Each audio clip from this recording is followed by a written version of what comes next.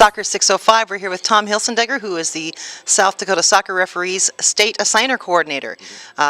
This last year with high school soccer and everything else going on, I'm sure your assigning coordination was front of your schedule and keeping you pretty busy. Yeah, from basically the middle of July when we started, me and Kevin Messman started the Eastern South Dakota assigning process.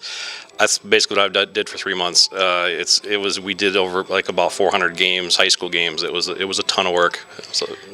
And now there's a new software that you guys are using, right? Game Officials, is it called? Yeah, we put all the games on Game Officials, which a lot of clubs were already using that. A lot of the assigners were, but we put all the games on Game Officials. We had all the referees go into Game Officials and get signed up. So we were able to really utilize our resources a lot better than we've done in the past, where we had, a group of referees here and a group of referees here. We could use all those referees all over, and it worked really well. Wow, and it did seem to work pretty well. I don't think I went to a game that didn't have referees this year. That's the goal.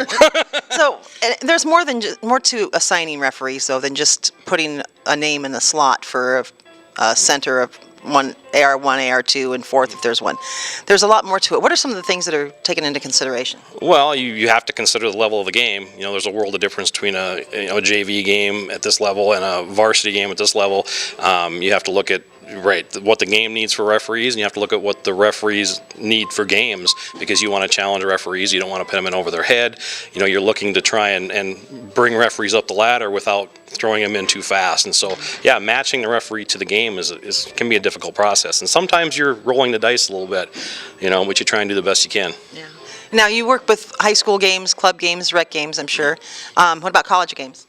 Yes, I do assign for I'm the president of the only chapter, NYSOA chapter in South Dakota, and so we do some college assigning. I have some referees that register from the Black Hills also, and they do games for the School of Mines and stuff. So we do some of the college stuff, and then I actually communicate a lot with the chapter in Minneapolis, and so we fill games all over the place, So how many referees do we have in South Dakota now that you're able to assign for college games? We got South Dakota registered referees, and we've actually got one guy from the side of Wyoming that registers with us.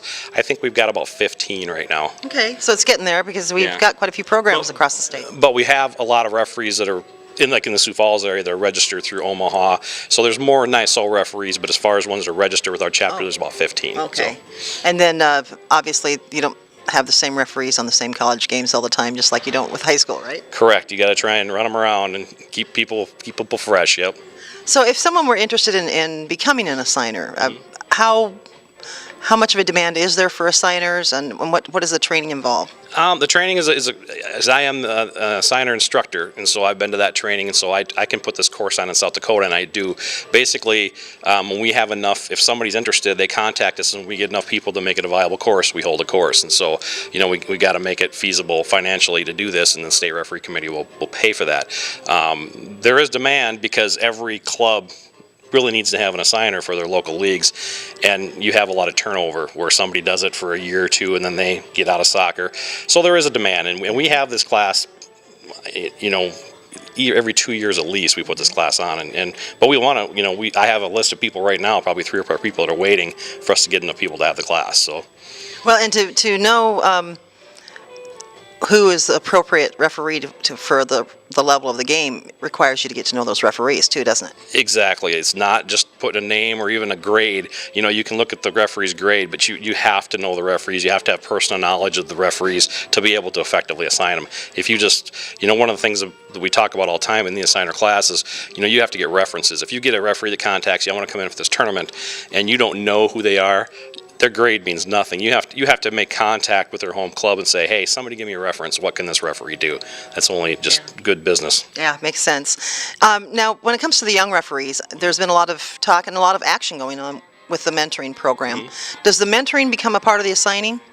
Yes, definitely. In fact, what I recommend to assigners, and I've taught this class a lot of times, and going back 10 years, it's not required. There's nothing as an assigner saying you have to physically be there. And some, depending on location, some, they're dealing with 4 or 5 different sites. But if it's possible, my recommendation to assigners is be there. because part of your job is mentoring, because if you don't mentor those officials, they're not going to be there, then you don't have enough bodies to fill the games. So I always tell the assigners, if you be there if you can. If not, have somebody there. You know, I would never, like in our local leagues, my assigners that work for me in Aberdeen, they're expected to be on site, and if they can't be on site, they need to get somebody on site there with them, not just throw a kid out in a game and walk away. And I imagine not only working with the mentoring program, but as an assigner, you probably do a lot of work with the assessing side to make sure that if they have someone that needs an assessment, you get them assigned to the right position, right? Oh, definitely, especially at state level events. You know, with the old high school tournament or the state cup. Constantly, your part of the assigning process. Say, hey, who needs an assessment or who wants an assessment? You get that list, and then you have to schedule that in with your games so that you can put this assessor here, then this assessor here. I mean, yeah, you schedule that right in because it's such a huge part of it. You know, that development of those referees, they got to get assessed, and so. Yeah, so I think we've pretty clearly established it's more than just putting a name in the blank, right? It's definitely a lot more than putting a name in a blank. All right. Well, thanks a lot, Tom. I know you guys had some great training here this weekend. Wish we could do one of these every quarter. Wouldn't it be nice? I think it's great. There's so much things, you know, so many things happening this weekend. It's just a great event. Yeah. All right. Well, thanks for taking some time with us at Soccer 605, and we'll see you on the pitch again soon. Thank you for having me here.